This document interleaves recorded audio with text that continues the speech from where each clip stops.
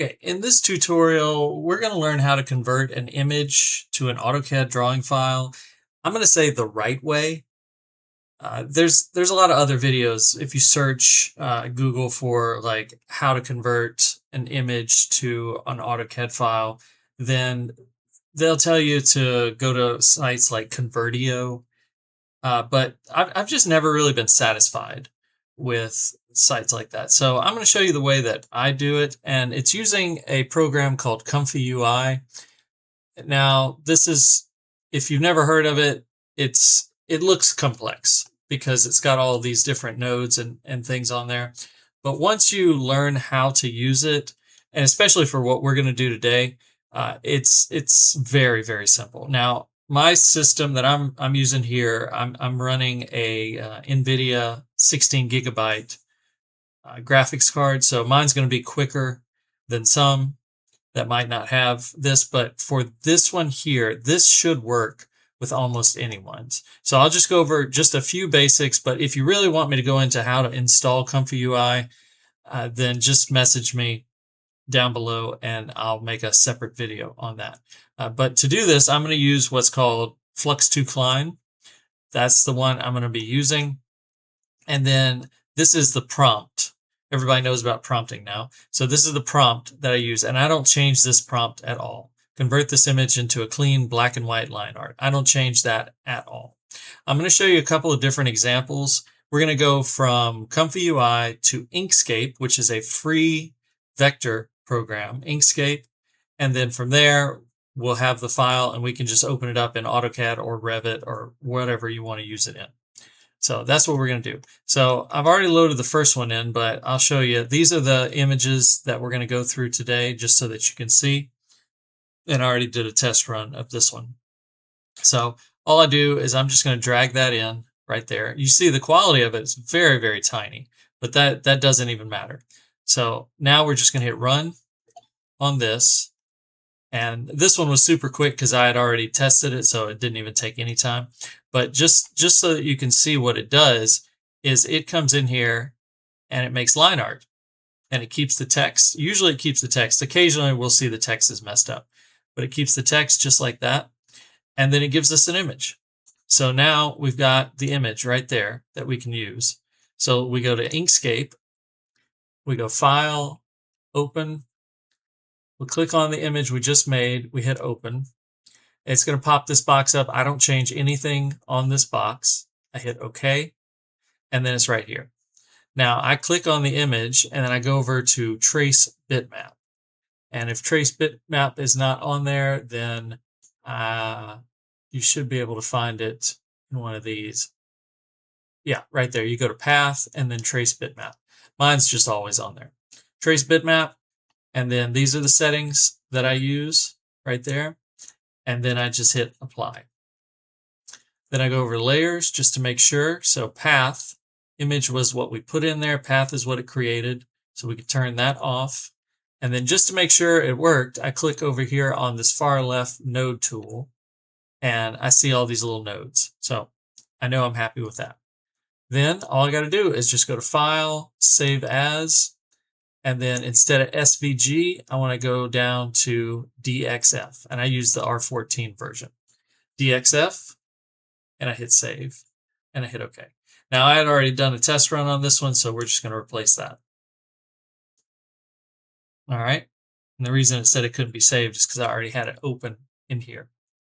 And then in AutoCAD, look at it. Now this is why I like doing it this way as opposed to the ways that other people will show you. It actually creates nice polylines for everything.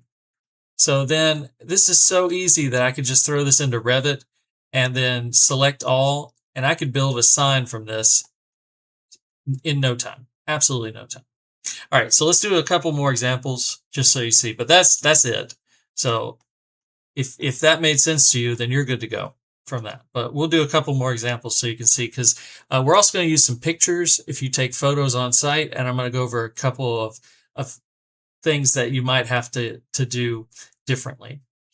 So let's see. We just did this one here. So let's throw in this one here, because this picture is bigger, but it's got this lady. She's got all these groceries.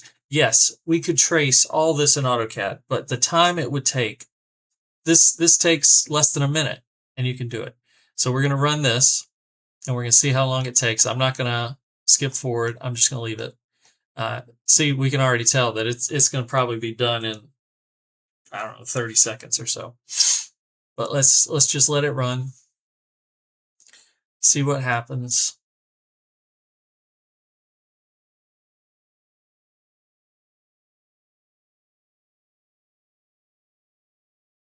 All right. So it's almost done.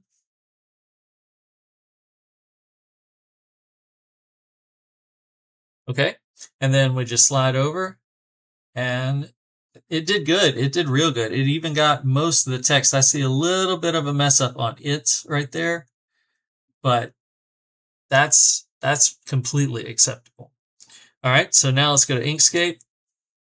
Let's go File, Open. Let's slide down. Let's get our new logo. Hit Open. Same thing. Brings in this box. I say OK to that. All right. I get this lady. I click on it. I come over to Trace Bitmap. I hit Apply. I go to Layers. I turn off that one. And then I just click on this. I always click on that just to make sure that it did it right. And then I go File, Save As, DXF, Save, and then hit OK. And then we open this up, right click on that, say Open with AutoCAD. And then look at there. Look at that.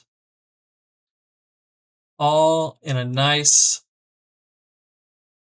super nice. And then let's see how it did. It did pretty good. Honestly, it did pretty good. And yeah, like you might delete that outside one, but it's easy to delete because it's all polyline. Just like that. So yeah, we might have to come in here and tweak that one, but you're basically done right there. You could probably make that work as is. Okay, so let me show you the things I was talking about if you take a photo of something, because there will be a couple of different things that you might have to do. So let's say we take a photo of like this right here. So first thing I would say is this is not a good photo because you really need to take it straight on. If you take it to the side, you're going to get whatever you put in.